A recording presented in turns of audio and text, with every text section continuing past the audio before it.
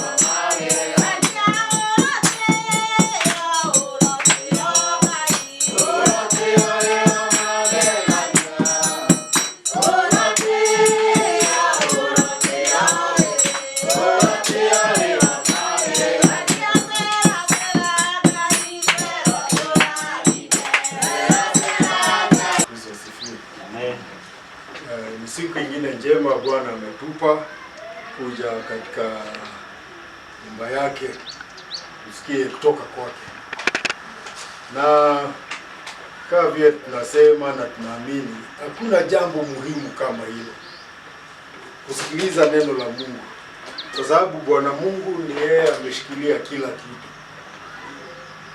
Na kuna wengine kama siku ya leo ataenda kanisani lakini hawaendi kuabudu, wanaenda kuongea na watu. Si wanafanya hivyo? Yuko kanisani lakini anataka kuongea na watu, awaambie porojo zake. Na tena watu nao wakakuwa wanapenda porojo sana, si ndio? Wakisikia mahali mtu fulani atakuwa wanajua wacha twende hapo, labda tutapata kitu. Na haikuanza juzi, kwa sababu hata wakati wa Bwana Mwokozi wetu Yesu Kristo ilikuwa hivyo.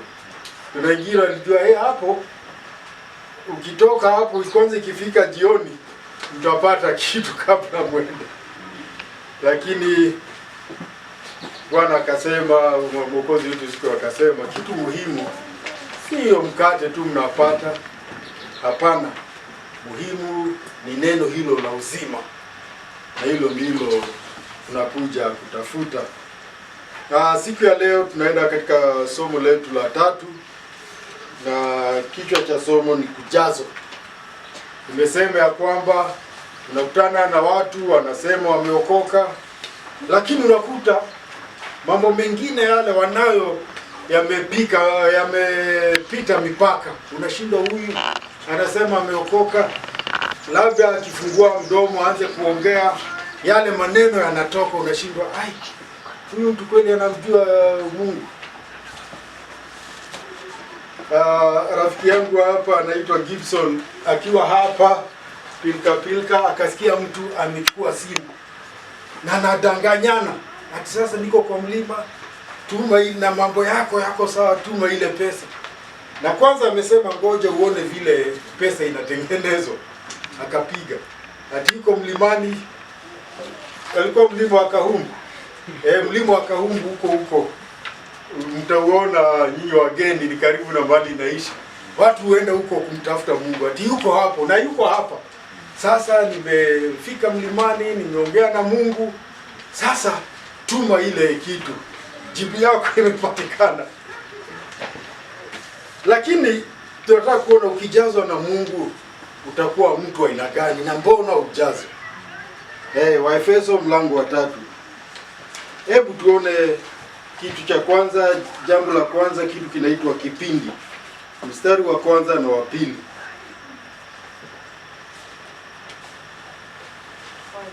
Mimi Paulo ni mfungwa wake Kristo Yesu kwa ajili yenu ninyi mataifa, ikiwa mmesikia habari ya uwakili wa neema ya Mungu niliyopewa kwa ajili yenu.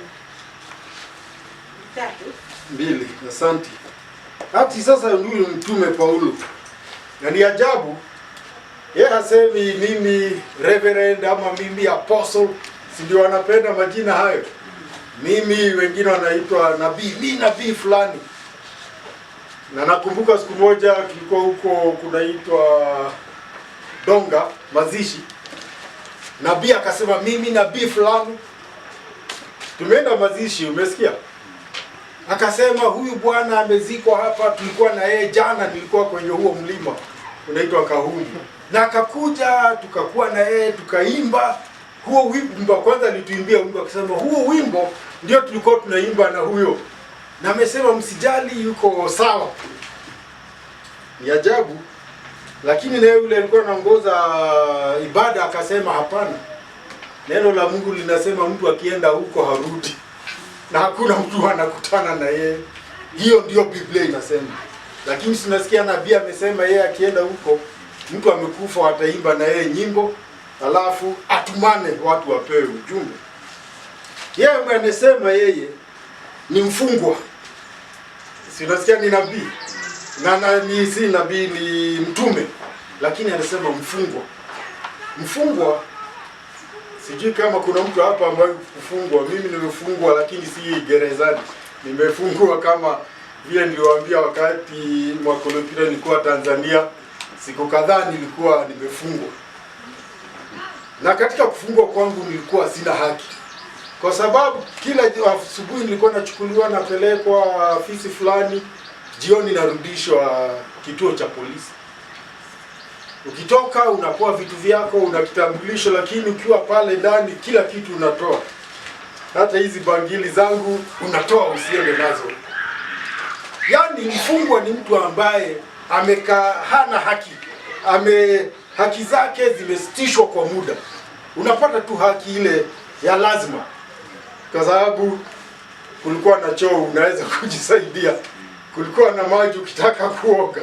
Lakini chakula, kama una mipango mizuri, utakula kile kimeletwa.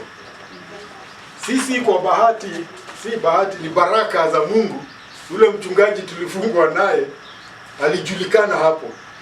Kwa hivyo chakula yetu, hata tulikuwa tunaulizwa leo mnataka kula nini, tunaletewa.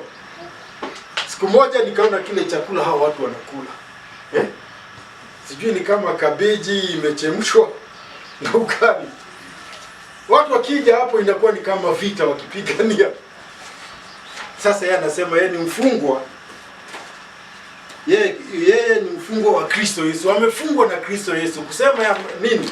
Yeye hana haki isipokuwa afanye vile Yesu Kristo amemwambia, na hivyo ndivyo tunapaswa kuwa katika maisha yetu. Wakati wengine wanasema mimi, wewe usemi, wewe unasema Yesu Kristo. Amen. Hiyo ndio anasema. Yakasema ya kwamba hii ni kutokana kuwa walisikia kuhusu kipindi cha neema. Sasa tunaongea kipindi. Kipindi cha neema ni kipindi ambacho tuko. Bwana na Mwokozi wetu Yesu Kristo akasema habari za Musa, habari za nabii zilikomeshwa katika Yohana Mbatizaji. Yeye akakuja na kusema ufalme wa Mungu umefika. Na umefika kwa njia ya neema. Kama vile tuliposoma kitabu cha Warumi tuliona. Na hata hapa ni ajabu, hiyo neema tuna imerudiwa. Ya kwamba hiki ni kipindi cha neema. Ya kwamba neema uambiwe ufanye. Wakati wa Musa ulikuwa unaambiwa lazima ufanye, lazima ulete mambo kama hayo. Hayo sasa hatuna. Ni imani katika Yesu Kristo, na tukiwa na imani katika Yesu Kristo tunakuwa tumewekwa huru, tumesamehewa, tumefunguliwa, hatuna deni, tuko watu huru. Amen. Amen. Kwa hivyo tujue kipindi chetu. Hichi si kipindi cha kuambiwa lazima ufanye. Hapo mapema tulikuwa tunaongea kuhusu huyu nabii aliitwa Elisha. Akapewa mali mingi. Na mtu anaitwa Naamani akasema mimi sitaki. Tukasoma habari ya mtu mwingine aliitwa Ibrahimu. Na akaletewa mali, akasema mimi sitaki. Wewe unipe tu hawa wanajeshi wangu wape chakula. Na hawa watu walileta majeshi kunisaidia, walipe. Mimi sitaki hata kidogo, hata kamba ya kufunga kiatu sitaki mnipe. Sitaki mtu aseme nilifanya Ibrahimu tajiri. Tujue hivyo. Katika kujazwa na Mungu tunakuwa tumetosheleka katika Mungu. Tukiangalia Zaburi 2:1 tunaambiwa mbona mataifa wanafanya ghasia na makabila wanatafakari ubatili. Ni kwa sababu ya kipindi kile walikuwa wanaishi. Kulikuwa watu wa Mungu na wengine walikuwa mbali na Mungu. Na kulikuwa mikakati fulani ilihitajika kufanya ndio ukubalike kwa Mungu.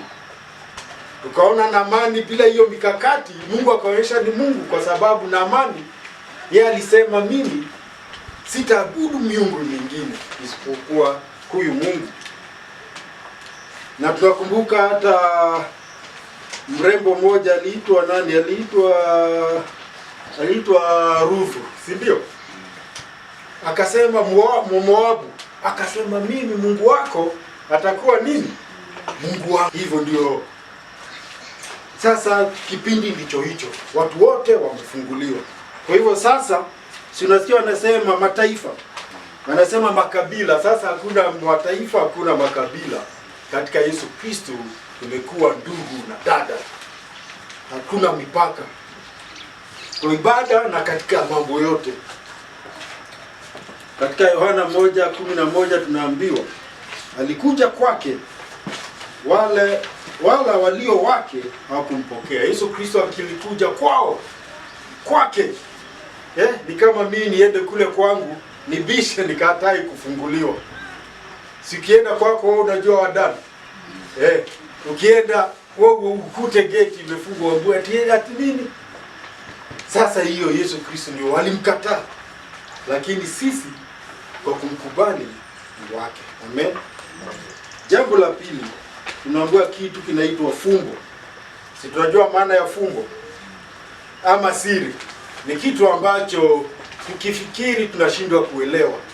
Na sasa hiyo ndio fumbo tunataka tuone. Fumbo kubwa tangu Mungu kuumba ulimwengu hata kabla, na katika akili zake za milele kulikuwa fumbo ambalo lilikuwa liko. Mstari wa 3, 4 na 5. Tuone fumbo ni gani hilo. 3, 4, 5.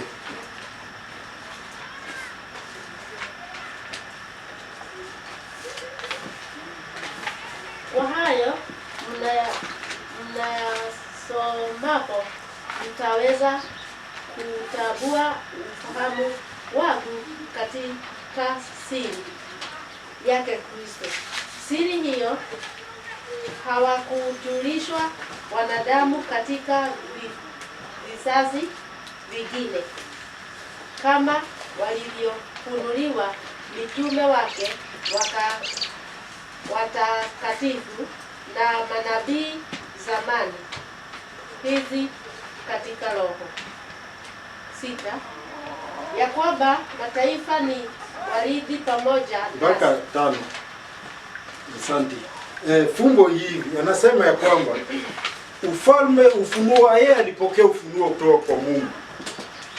Si hapa tulisoma vile alikutana na Mungu. Ameenda vita, anapigania Mungu.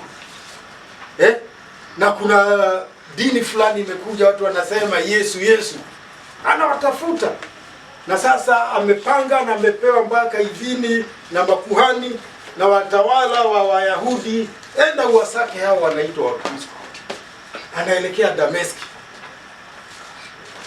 kwenda kuwashika, wengine wapigwe viboko, labda wakikubali wapigwe viboko, waachane na Yesu, wengine wauawe, wengine wafungwe gerezani. Lakini tunaambiwa akakutana na Yesu. Akiwa tu mchana, ilikuwa mchana kabisa kama sasa, masaa kama haya, akaona mwangaza umetoka mbinguni. Wewe fikiri kama sasa uone mwangaza mwingine umetoka mbinguni. Si ni ajabu? Jua liko mahali liko, alafu mwangaza akaona mwingine. Hata akiwa juu ya farasi akajikuta ameanguka. Na sauti ikamzungumzia. Na sauti ikamwambia, sasa wewe una kazi nimekuletea.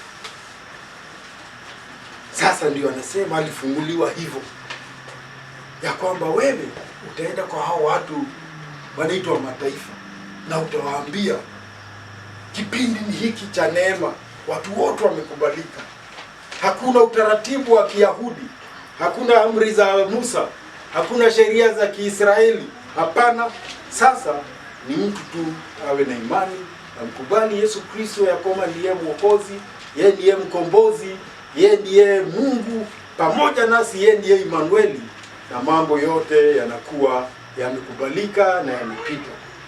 Akasema hiyo ilikuwa siri, kwa sababu wewe fikiri wewe ni Mhiti tuseme, na Waisraeli wana Mungu wao, wewe una Mungu wao, na wanasema Mungu wao ni wewe Mungu wa kweli. Na hata labda ukiangalia unaona kweli Mungu wao ni tofauti. Si hao walikuwa na sanamu wanaweka. Hawa wanasema Mungu wetu hatumwekei sanamu.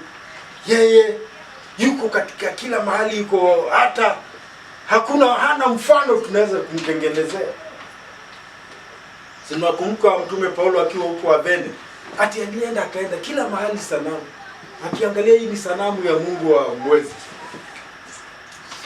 Mungu wa mvua, Mungu wa vita, Mungu wa nini, Mungu wa samaki. Si Mungu wa samaki, si lazima afanane na samaki. Na akasumbuka sana, na ndio walipowazungumzia akawaambia Mungu ni mmoja, na huyo Mungu ambaye na leo nilikuwa na hekima, kwa sababu hata walikuwa wameweka wametengeneza madhabahu bila sanamu, wakasema kwa Mungu asiyejulikana.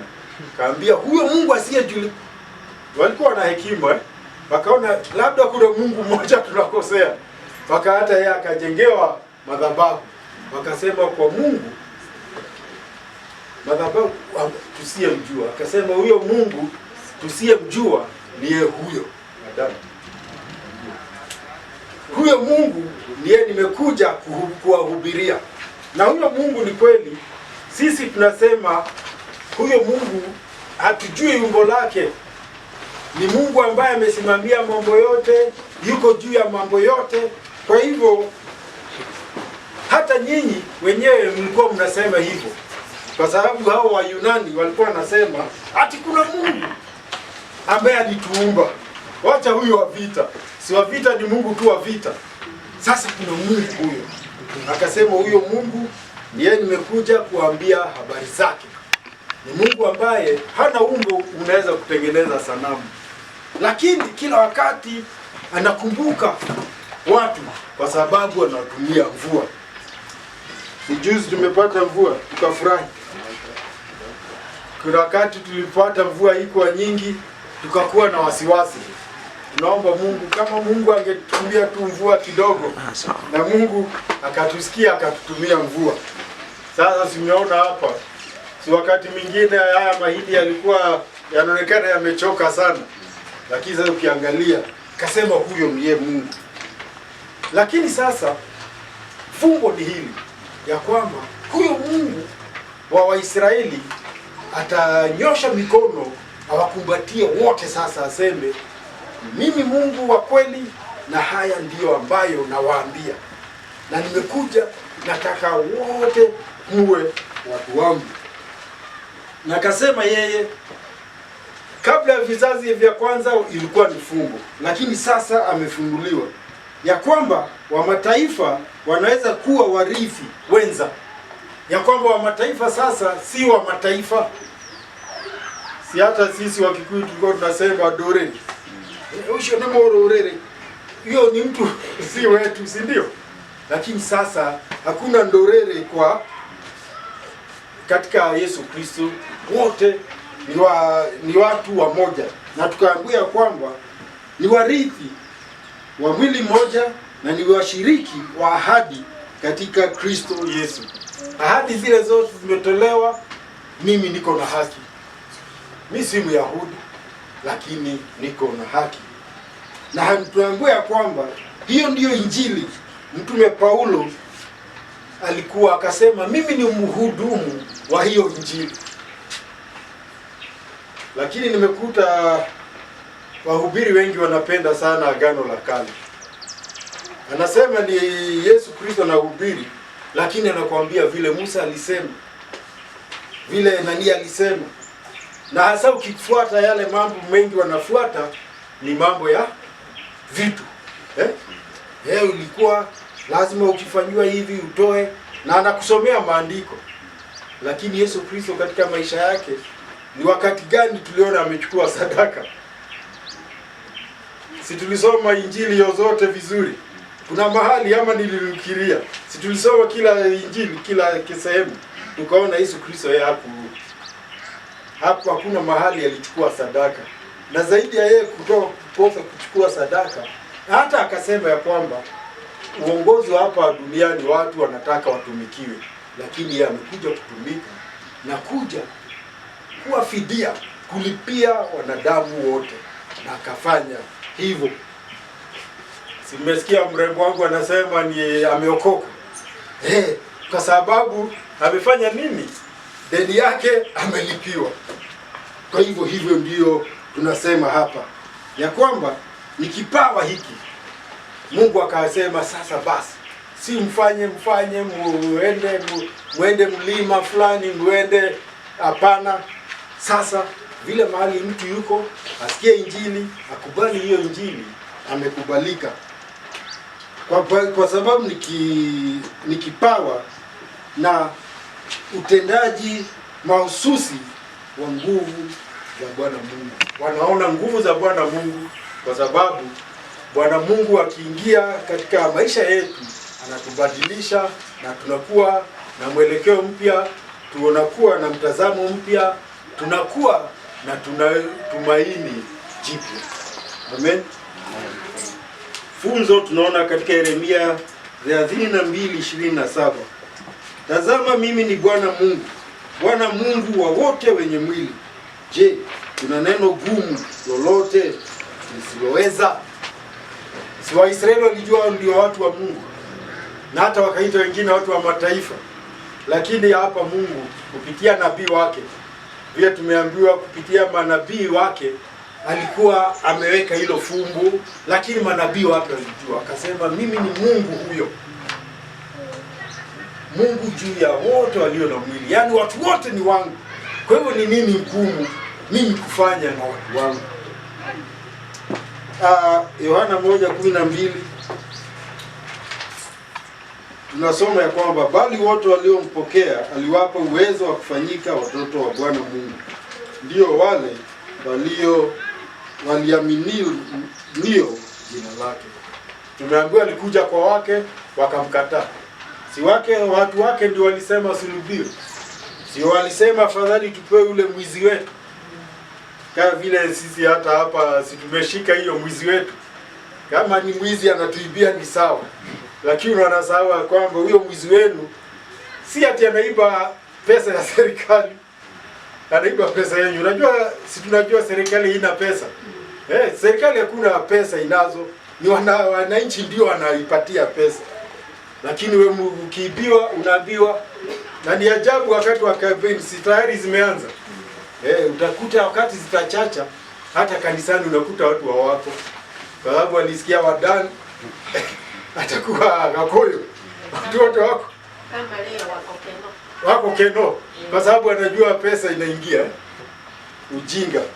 Lakini sisi tumeambiwa walioamini hao wamefanyika watoto wa Mungu. Kuna kitu bora zaidi ya kuwa mtoto wa Mungu. Ukiwa mtoto wa Mungu si una mambo yote ni yako. Jambo la tatu. Tunaambiwa kitu kinaitwa hatimaye. Ni 8:13. Hatimaye ni kusema baadaye, si ndio? Ama mwisho wa mambo. Itaikuwaje mwisho? Kwa sababu saa nyingine tunafanya nini? Tunajishughulisha na ya sasa, nitakula nini? Si ndio Bwana Mwokozi wetu alisema, nitakula nini? Nitavaa nini? Nitakaa wapi? Si ndio? Akasema msijali yayo yasiwasumbue. Sumbuliwa na nikitoka hapa itakuwaje? Hatimaye. Sababu akasema hata ndege wa angani wanalima, wanavuna, wanaweka gala. Kuna ndege unasikia ameweka gala, lakini Mungu anawajali. Hata majani ya kondeni, si umeenda mahali ukakuta maua mazuri sana, hata urembo huo huwezi ukaweza kufikia.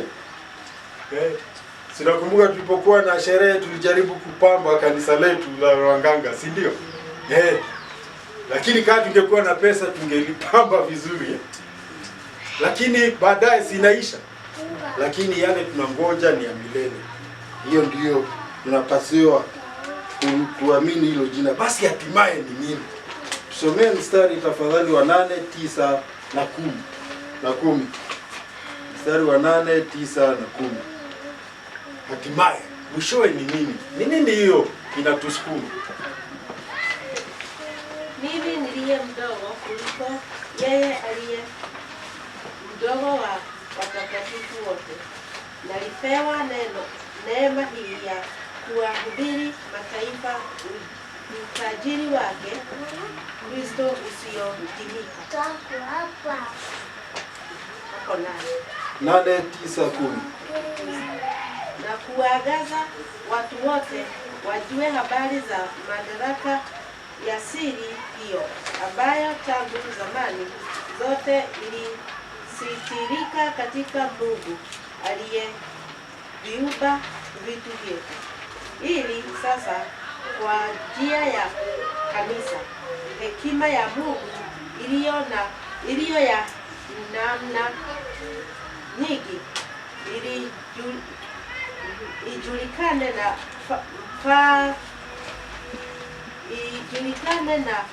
fame na mamlaka katika ulimwengu wa roho. Ati sasa mwishowe ni nini?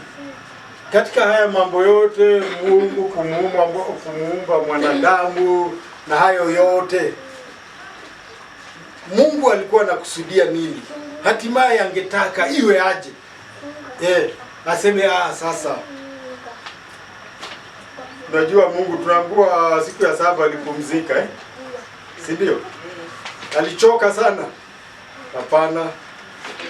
Alipumzika ili atufundishe mwanadamu si Mungu. Mwanadamu anahitaji kupumzika, si ndio? Tuliambiwa Sabato iliundwa kwa sababu ya mwanadamu, sio mwanadamu kwa sababu ya Sabato, ya kwamba kuna mahali atapumzika.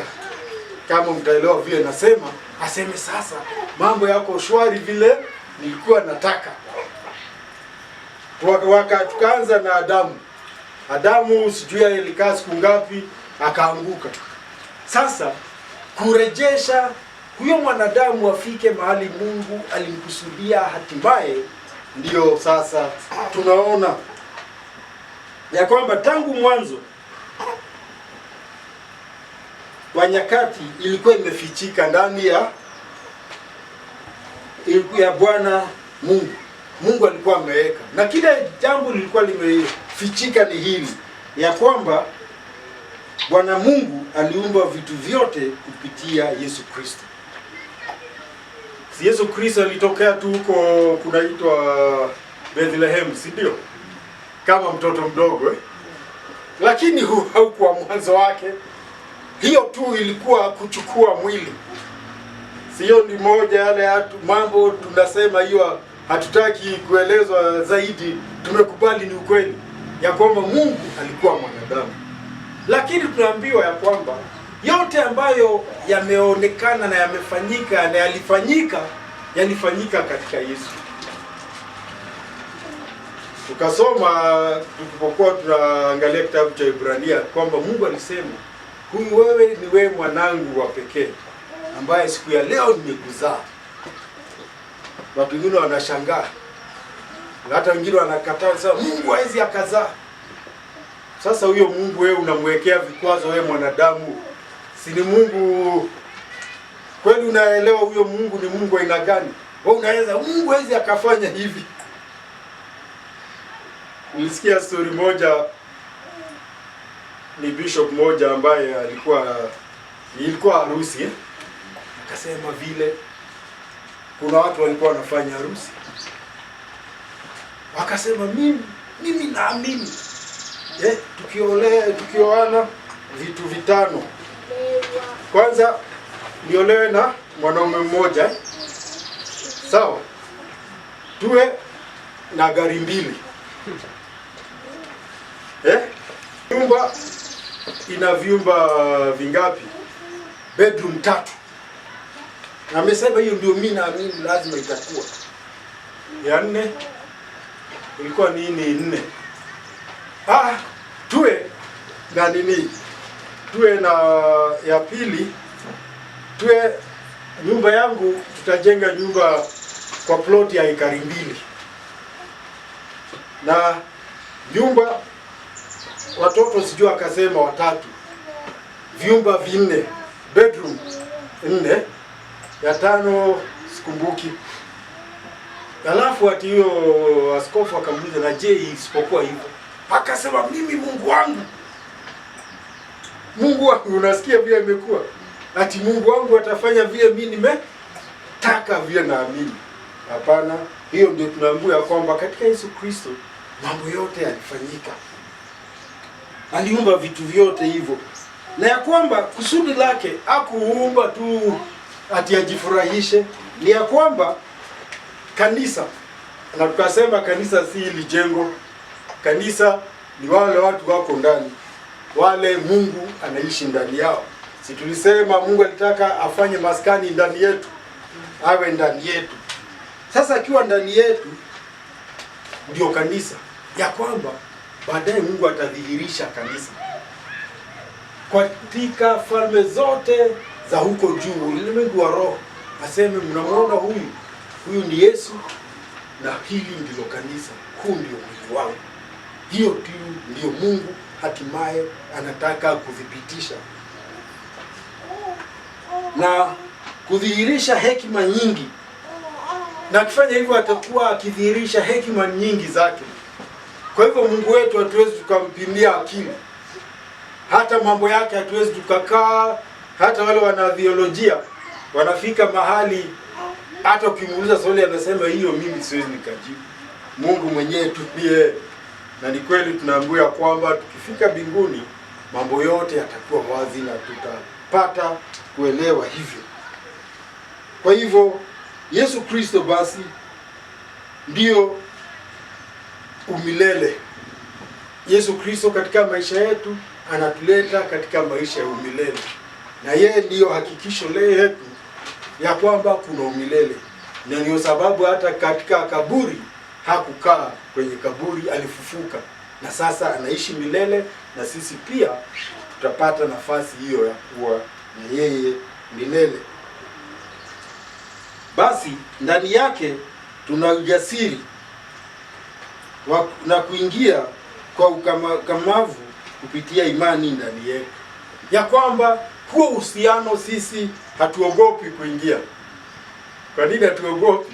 Kwa sababu tumepata imani ndani yake. Kwa hivyo tukisema tumeokoka, tunasema tukiwa na ukakamavu, hatuna shaka, kwa sababu tunajua vile tulivyokuwa, kama vile wadada alituambia vile alikuwa na vile alibadilika alipoona haya maisha mwisho wake si mazuri. Basi hivyo ndio tunaambiwa. Kwa hiyo Waefeso wanaombwa wasife moyo kwa sababu ya mateso ya mtume Paulo kwa ajili yao, ya kwamba akiona mtume Paulo anateseka wasife moyo, wajue ya kwamba ni kazi ya Mungu inaendelea, ni Mungu anaendelea kufanya kazi yake, na kazi ya Mungu kama kazi zote zina gharama, si ndio? Haya mahindi yalitoka tu hapa hivyo. Sikuna mtu alikuja akafanya kazi, akalima, akapanda, akatoa, akafanya, hiyo yote. Basi sisi ni kazi ya Bwana Mungu. Kwa hivyo wadani, jina lingine lako ni kazi ya Mungu. Watu wakikwambia unajua wewe ulisema unafanya, unasema mimi ni kazi ya Mungu. Kazi bado wanaendelea kufanya ndani yangu, kwa sababu Mungu anafanya kazi ndani yetu. Huko Uganda zamani kulikuwa jemadari mmoja aliitwa Mali ya Mungu. Si jina mzuri hilo? Lakini hakuwa mtu mzuri. Alikuwa mbaya. Hata nani Dave ni alisoma mahali akanikumbusha, nikasema huyu alikuwa anaitwa Mali ya Mungu. Si jina mzuri? Sisi ni kazi ya Mungu. Pia tunaweza kusema ni mali ya Mungu kama vile Paulo anasema. Si anasema yeye ni mfungwa. Si mfungwa anakuwa mali ya ule amekufunga. Kwa sababu mfungwa anasema ati mimi nakunywaga, sikunywagi majani na kunywa chocolate. Umesikia? Ati na mimi nina siku ya Friday mimi hupenda kula pizza. Wewe fikiri akiwa huko Kamiti anasema vile atataka kula. Na mimi natakaga TV yangu iwe na smart TV. Hapana, hivyo ndivyo tunaambiwa hapo. Hatimaye hayo mambo yote tutafikia utimilifu wa Bwana Mungu katika maisha yetu, na ndiyo tutajua. Kwa hiyo sisi wadana tuna haja, tukisikia mwanasiasa anaitana kukimbia atupe 500. pale kwetu nikasikia ati kuna mwingine alikuwa anangojea, yeye anapeanaga nini 50. Nafikiri watu wazima wanangoja ati atapita hapo amewambia wapate 50. Sisi tuna kile tunangojea, na kama tunaelewa vizuri basi hebu tu kaze mwendo. Amen. Amen. Funzo liko katika Mwanzo 3:23. Kwa hiyo Bwana Mungu akamtoa katika bustani ya Edeni ailime ardhi ambayo katika hiyo alitwaliwa. Nani huyo alitolewa bustani? Nani alitolewa? Adam na Hawa. Ni ajabu, Hawa hataki ati alitolewa. Adamu ni alikosea, si ndio? Sasa Hawa ni alikosea, lakini makosa yote iliambiwa ni ya nani? Ni Adamu, kwa sababu agizo zilikuwa na Adamu, lakini akadanganyika. Sasa hatimaye tumeona ametolewa katika bustani. Hatimaye Mungu anataka turudi kwenye hiyo bustani, mahali ambapo uwepo wa Mungu huko. Si masaa fulani Mungu alikuwa anakuja, wanaozungumza wanatadilia, alafu Mungu anamwambia haya sawa, wewe uwe na usiku mwema. Lakini siku moja si alikuja akamkosa, mahali walikuwa wanakutana. Sababu labda mimi na mtu fulani tunajua mahali tunakutana, si ndio? Aje anikute siko.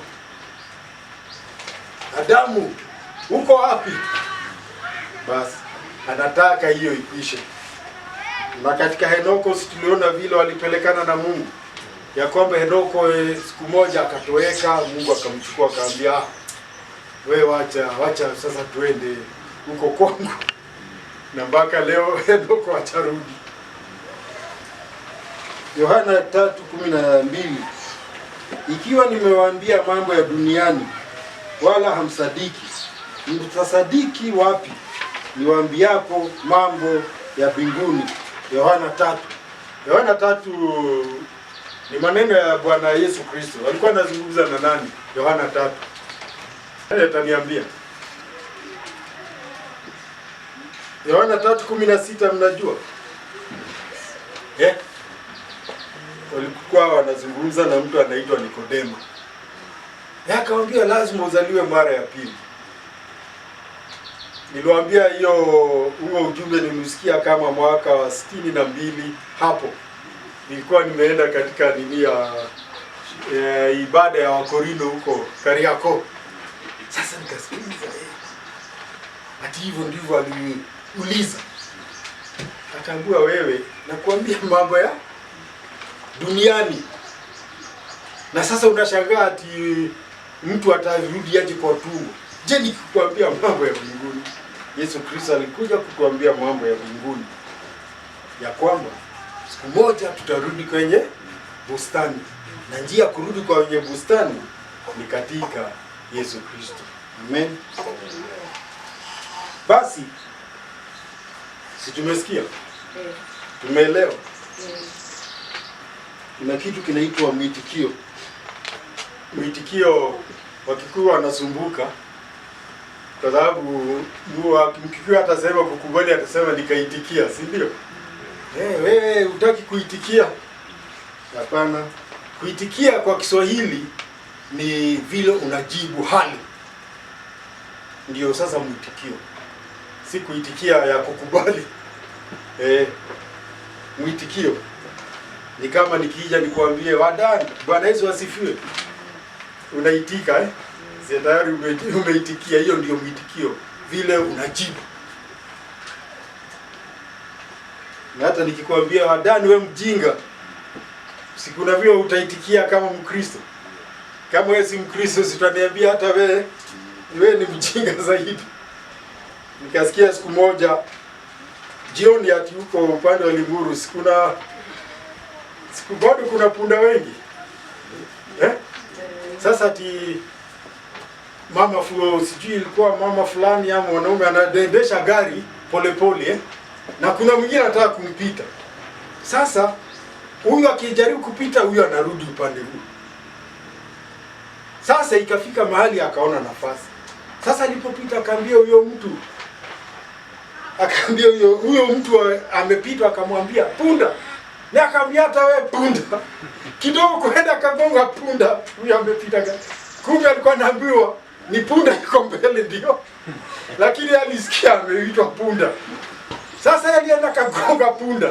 Yule amemwacha nyuma, sasa ukigonga punda utaenda. Si safari imekatika, huyo akapita.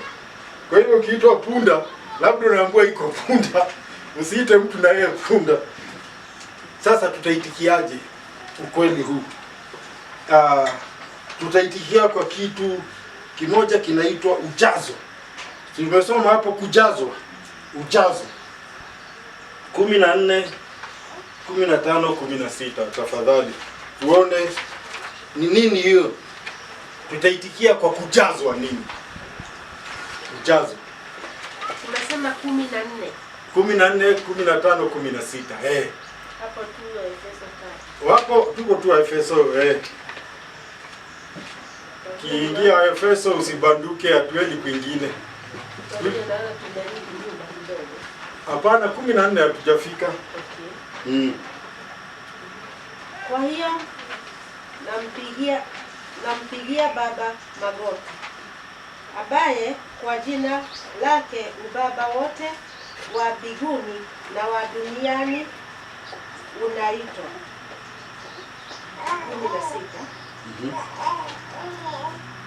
15 umesoma? Yeah. 16.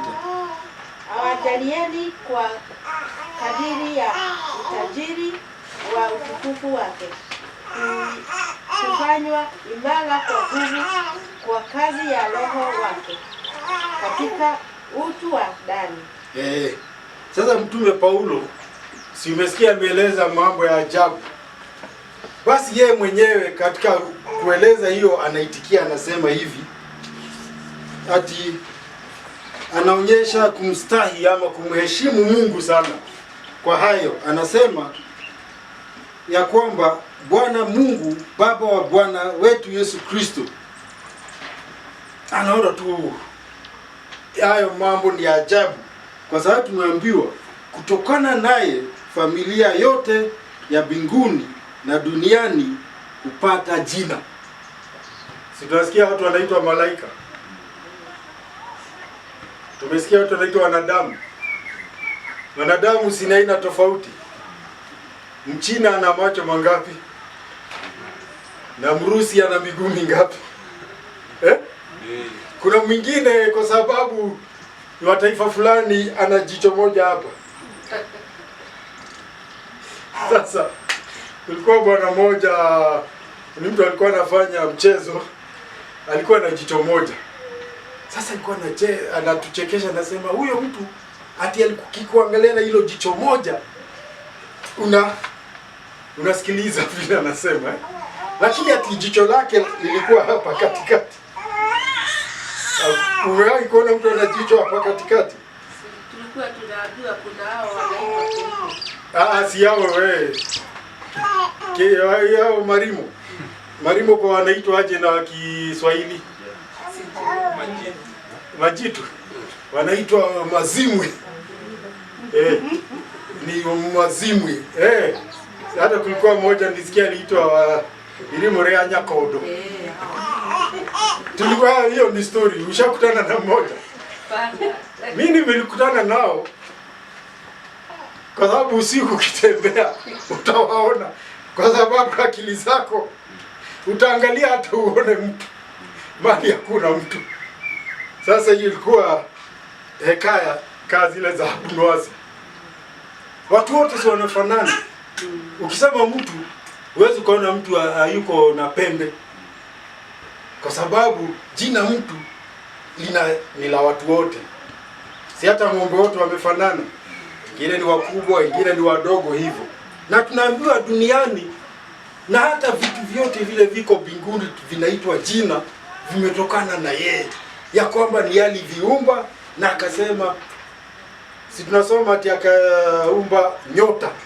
Hizo ni nyota, zingine zinaitwa sayari, kuna zingine sijui zinaitwa aje kwa Kiswahili. Ni nyota ambazo huwa zimewaka moto.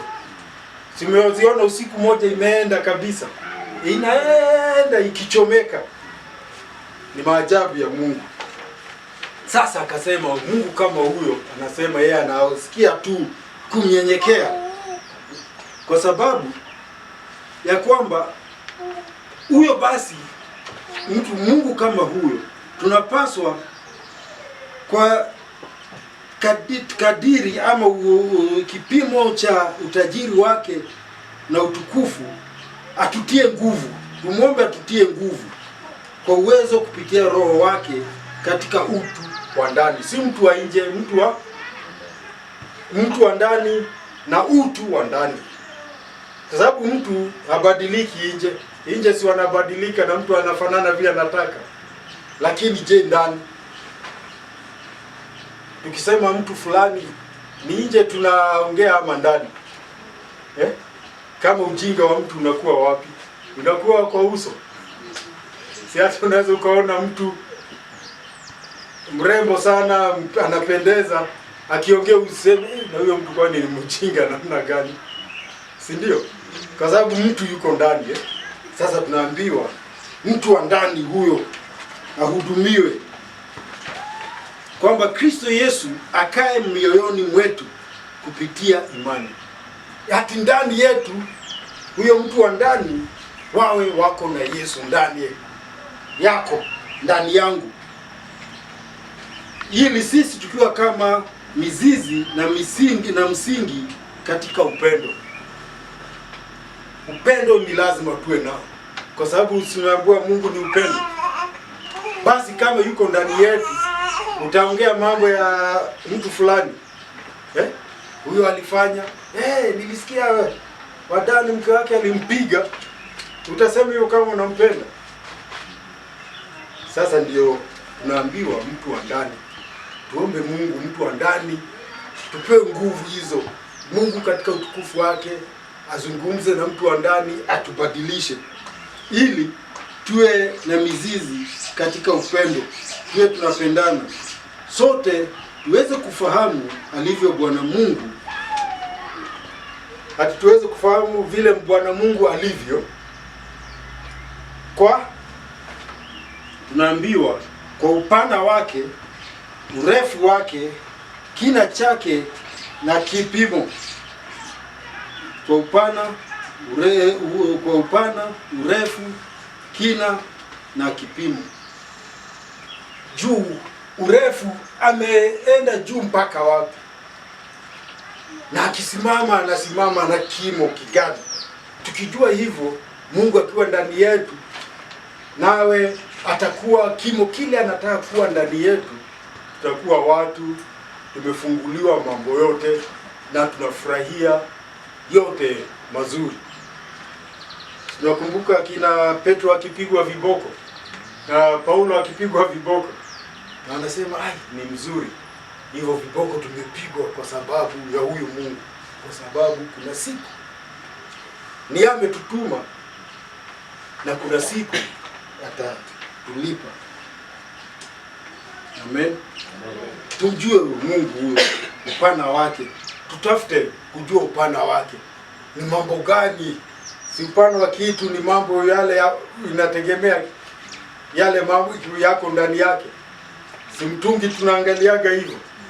Basi hivyo ndivyo tumwangalie Mungu na tujaribu ndani yetu awe ametokea kabisa vile unafaa. Funzo Mwanzo 17:1 inasema, Abrahamu alipokuwa mtu wa miaka 99, Bwana Mungu akamtokea Abrahamu akamwambia, mimi ni Bwana Mungu Mwenyezi, uende mbele yangu ukawe mkamilifu. Mungu akamwambia, ni mimi, usifikiri kuna mwingine. Na tukiongea na wewe ujue ni mimi, hakuna mwingine. Ni kama rais haja kuambie wadani, mimi ni mimi Ruto, pelekane. Siwe una ustarehe, unausikiza hata kuongelesha, hata kutisha. Hakuna mtu atakutisha ukijua hivyo, na hakuna kitu kitakutisha Kenya, labda Uganda. Lakini ukiwa Kenya unajua mahali, hata ukiwa huko unaitwa Mandera, kuna sehemu zingine huko Marsabit ati mbali sana. Rafiki yangu mmoja akafika mahali kunaitwa Kibish, karibu mpaka wa Ethiopia. Hata ukiwa huko na ni yeye amekuambia usijali, si unajua? Basi hebu tumjue Mungu hivyo. Hiyo ndio huo ndio tunaambiwa upana, urefu, kina na kimo. Halafu mambo yetu yatakuwa mzuri tukijua Mungu ni yeye mwenyezi. Na Mungu mwenyezi ina maana kwa lugha ya Kiyunani anasema El Shaddai, Yehova El Shaddai, ati Mungu mwenye uwezo wote, Mungu ambaye amesi kila kitu. Yohana 1:1 tunaambiwa hapo mwanzo kulikuwako neno, naye neno alikuwako kwa Bwana Mungu, naye neno alikuwa Bwana Mungu. Kwa hiyo Yesu Kristo alipotokea Bethlehem, si hapo alianzia. Hapo ni mwili alichukua ili aje na mpango kabisa kutoka kwa Bwana Mungu, kwa sababu tunaambiwa alikuwa na yeye tangu mwanzo. Si ndio? Hata akiongea alisema wakati alikaribia kumaliza huduma akasema, Bwana Mungu, Baba, naomba tu unirudishie ule utukufu tulikuwa nao na wewe kabla ya dunia kuumbwa. Hiyo ndio tunaitikia kwanza, kumheshimu, kumstahi, kumheshimu kabisa kama Mungu katika maisha yetu. Jambo la pili, utimilifu. Kuna kitu kinaitwa utimilifu. Tufikie utimilifu. Yaani utimilifu ni ule ubora wa hali, si ndio? Utimilifu.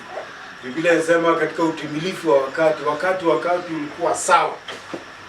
Sasa kitu cha kwanza hapo katika utimilifu, some mstari wa 19 tu. Kitu kinaitwa kujazwa.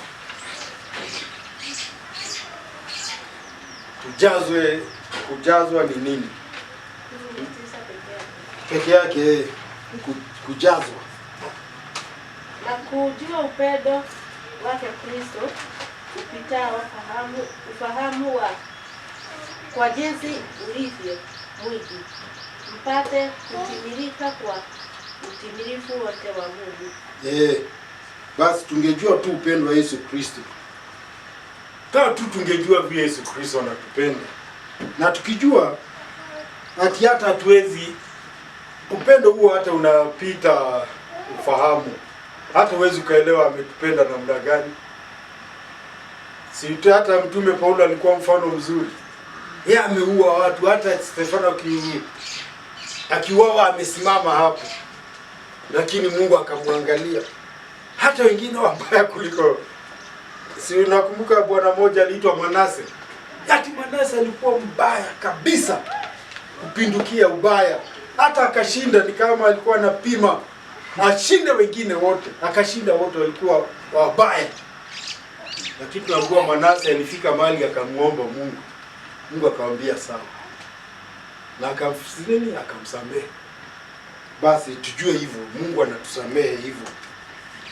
Hebu basi tujazwe basi na utimilifu wote wa Bwana Mungu. Tumruhusu Mungu katika maisha yetu atujaze yeye, uwepo wake ndani yetu. Ya kwamba kila kitu tunafanya tunaongozwa na yeye. Ni yeye tunamtafuta na ni yeye tunamwona. Amen. Isaya 43:4 inasema, kwa kuwa ulikuwa wa dhamani machoni pangu na mwenye kuheshimiwa, nami nimekupenda. Kwa sababu hiyo nitatoa watu kwa ajili yako na kabila za watu kwa ajili ya maisha yako. Unaona umbali ule ambao Mungu alienda kwa sababu ya Israeli. Wakifikiri walijua ndio wanaambiwa hayo. Si aliwatendea kabisa mambo mazuri. Akawapigania, wakapigana, wakapata mali, wakamsahau Mungu. Lakini hata katika kumsahau huo upendo wa Kristo, ndio tunaambiwa bado ulikuwa unaendelea na ukawafikia.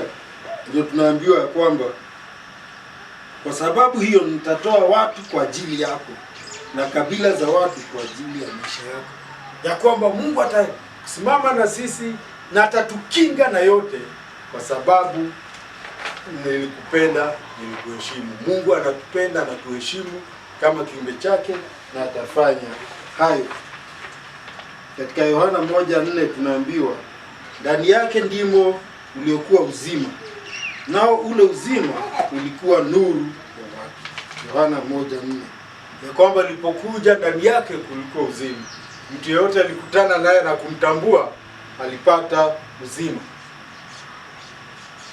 Tunakumbuka yule akida wa Kirumi aliyekuwa ametumana mtumishi wake akiwa mgonjwa.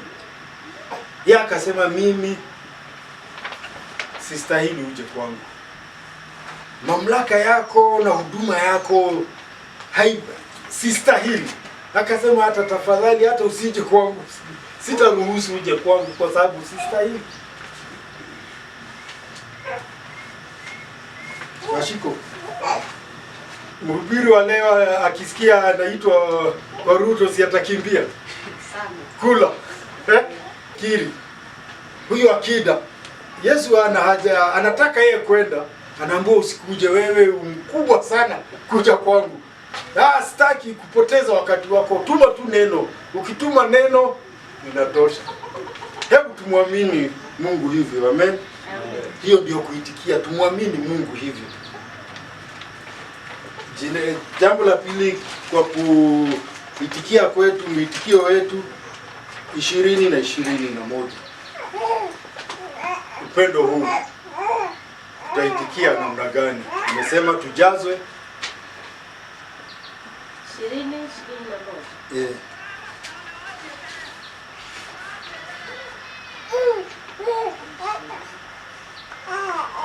Basi atukuzwe yeye awezaye kufanya mambo ya ajabu mno kuliko yote tuyaombayo au tuyawazayo, kwa kadiri ya nguvu itendayo kazi ndani yetu.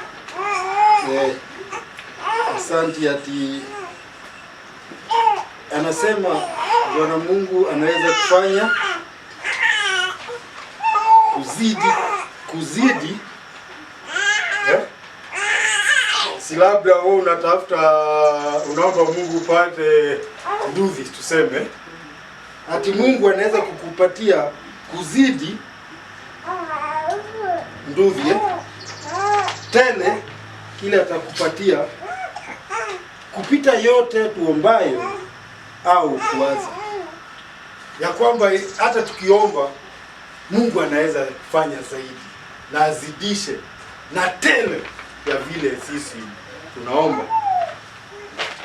Nakumbuka wakati mmoja tukiwa kwa ushirika, si unasikiaga hizi milioni watu wanashinda kwa redio. Japokuwa nimesikia nyingi zake huwa za uongo. Ni wanakubaliana na Gibson nitakupigia simu useme ulipata. Ulituma pesa namba gani? Zingine ati ni uongo. Ati hao watu wanafanya hiyo, wanaambiwa enda utafute mtu ambaye ni mtu mzuri hata asema vile tunafanya. Sasa Gibson atakuwa labda 15,000 lakini anasema alipata ile 300,000. Mungu wetu hayuko hivyo. Yeye kile ameahidi tukimuomba atatupa zaidi. Hata tuwezi hakuna kitu tunaweza kumuomba aseme hiyo siwezi. Anaweza zaidi ya vile tunawaza. Hiyo nimeita hakika. Tuwe na hakika ya hiyo. Kwa hivyo wakati hata hatuna, tuwe na hakika ya kwamba anaweza. Kwamba hatuna si kusema Mungu amepungukiwa. Kama washiko vile watu wameambiwa Mungu amekasirika na wewe. Tuma pesa ufanye nini? Ufunguliwe. Mungu hata si watu wanapenda huo unabii. Mungu amesema maombi yako yamefika, lakini tuma pesa ndio ufunguliwe. Mungu amesema nini inafanya nini? Nini inakukula? Kuna mtu mmoja hapo kwenu mweusi. Ukitafuta watu weusi utapata wangapi? Atuambua mfupi ama anafanana hivi. Sasa tunaambiwa Mungu tuwe na huo uhakika ya kwamba Mungu anaweza kufanya zaidi. Hata vile si vile tu tunaomba, hata vile sisi tunawaza. Tunakubali hiyo ni hakika. Basi kama tumekubali, kuna hatua ya pili. Basi kwake huo utukufu katika kanisa kupitia Kristo Yesu hata vyote vizazi daima na milele. Na ya kwamba kwake kuwe utukufu, ya kwamba kanisa kupitia Yesu Kristo niwe mnampa utukufu hata vizazi vyote daima na milele. Amina. Hiyo tumpe utukufu katika mambo yote. Katika mambo yote, mambo ya mazuri yawe mazito. Si ulisikia hao walipigwa viboko wanasema wametishwa, wanasema ni vizuri aje hivyo, tunatishwa kwa sababu ya Yesu. Basi hebu tufurahie hali yetu kwa sababu tumemruhusu Yesu Kristo kuwa amejaa ndani yetu. Amen. Yuko tayari kutujaza, yuko tayari kutembea na sisi. Amen. Yehova Bwana Mungu wetu awabariki sana. Amen.